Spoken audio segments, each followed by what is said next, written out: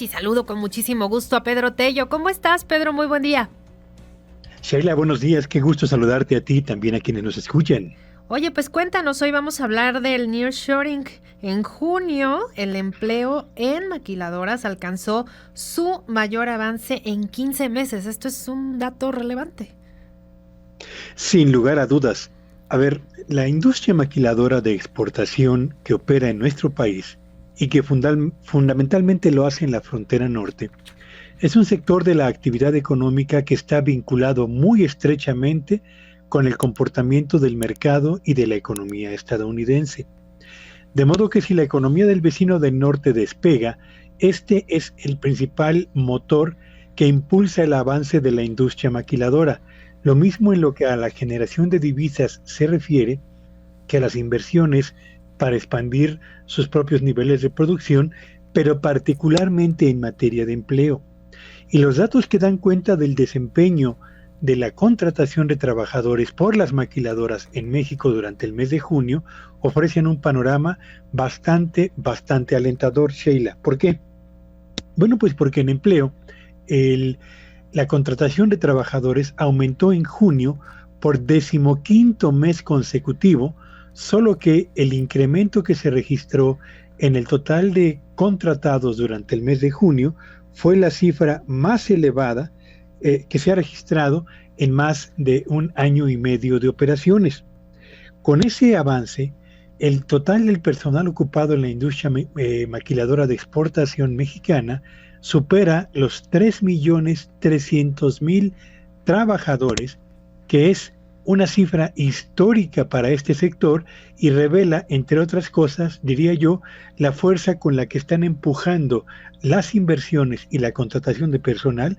Por una parte, el sólido crecimiento de la economía de Estados Unidos, que contra lo que todo mundo estaba esperando, que era el arribo prácticamente de una recesión en el segundo semestre del 2023, bueno, pues lejos de que esté en recesión, lo que ha dado muestras es de una fortaleza impresionante que desde luego se ha convertido en un mayor número de pedidos para las contrapartes que operan en México, concretamente la industria maquiladora, que frente al aumento en la demanda ha tenido que incrementar sus capacidades de producción con inversión, pero al mismo tiempo ha tenido que ir incrementando su propia nómina, contratando más y mejores trabajadores, y digo mejores trabajadores porque se trata de mano de obra que ya está adiestrada, ya está capacitada y cuenta además con niveles de productividad bastante buenos para poder incorporarse a las plantillas de trabajadores de la industria maquiladora.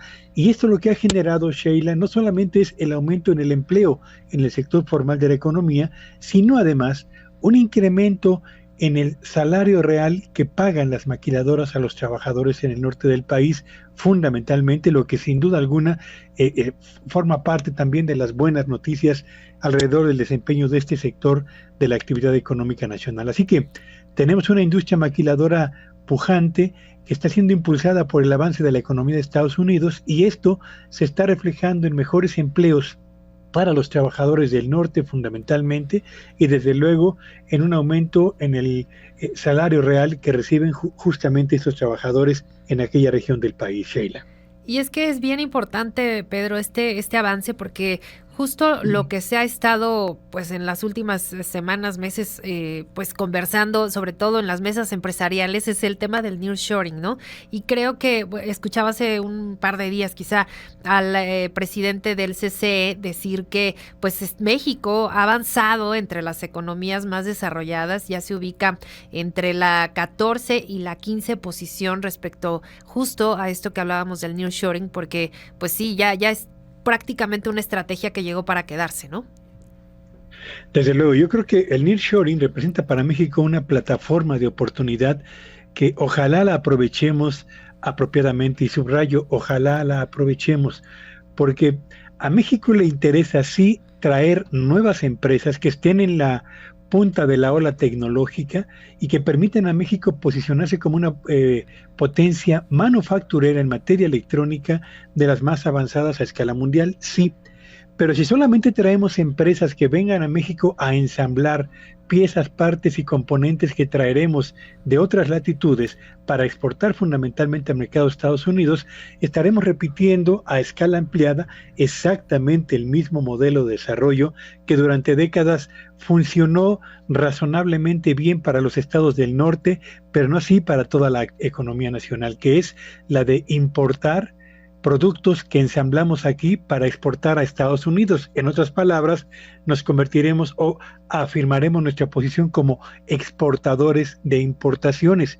Y yo creo que para México aprovechar el nearshoring supone impulsar el desarrollo de empresas mexicanas que sean eficientes, productivas y de clase mundial, para que sean estas las proveedoras de piezas, partes y componentes de estas grandes firmas, que vean en México una plataforma para exportar a Estados Unidos aquellos productos de electrónica avanzada que hoy en día se elaboran y se ensamblan en el sudeste asiático fundamentalmente. Por eso creo que es una oportunidad que no debemos desaprovechar, pero hace falta una estrategia, un plan, algo que suma el esfuerzo de gobiernos y empresarios, y esto hasta este momento no lo veo en el país.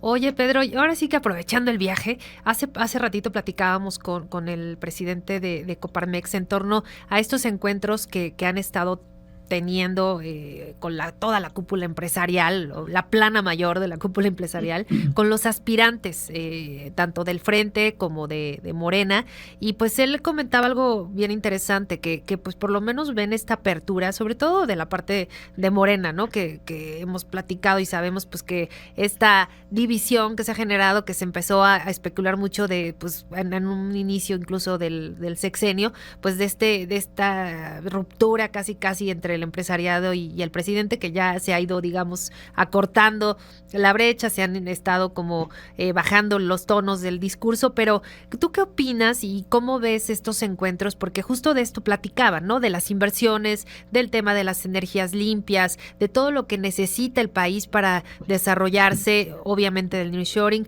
¿Tú cómo percibes estos encuentros que obviamente pues generan una tranquilidad quizá para, pues obviamente los empresarios, ¿no? Es evidente que en la primera mitad de la presente administración se sintió un ambiente de confrontación latente entre el sector privado y el gobierno federal. Tal vez el cambio en la agenda del presidente de la República llevó a sacar de su radar a los empresarios como una suerte de enemigo potencial que con frecuencia era mencionado en las famosas mañaneras. Y hoy lo que se percibe es un ambiente de reencuentro. No estoy seguro que con el presidente de la República, pero sí con los candidatos a la presidencia de la República, y de ahí estas reuniones que se han sostenido entre el sector privado y algunos de los precandidatos a la presidencia de la República. Yo creo que son reuniones interesantes, sí, donde prevalece el buen ánimo, los buenos propósitos, el espíritu de comunicación, el ánimo de escuchar, de tomar nota, etcétera, que es exactamente lo mismo que ocurre cuando está llegando a su fin un sexenio y cuando se perfilan, diría yo, los candidatos a la búsqueda de la presidencia de la República. Qué bueno que hay un acercamiento entre candidatos y sector privado. Lo importante, lo mejor, lo que realmente cuenta, Sheila, será que estas reuniones de acercamiento se conviertan en compromisos de trabajo serio, claro, para integrar estrategias que efectivamente sirvan al país. De otra manera, se quedarán solamente en estas reuniones cargadas de buenas intenciones, pero de muy pocos resultados. Pues ya veremos cómo se perfila todo este cierre de sexenio, y bueno, pues por lo pronto muchísimas gracias por tu comentario esta mañana, Pedro, tus redes. Síganme en Twitter en @PetelloVillagrán, y que ese sea un espléndido día para todos, y buenos días a todos, Sheila. Que ya me regañaron, Pedro, porque dicen que por qué dices Twitter, que ya es ex, y que nadie nos acostumbramos a decir ex, pero bueno, ya nos acostumbraremos. Además me pueden acusar, sí, a mí me pueden acusar de emisario del pasado, pero es mucho más fácil para mí decir Twitter que decir X, no, así es que se sí aguantan. Sí, no, está bien complicado, no nos acostumbramos, ¿no? Básicamente, pero bueno, Pedro, un abrazo. Sí.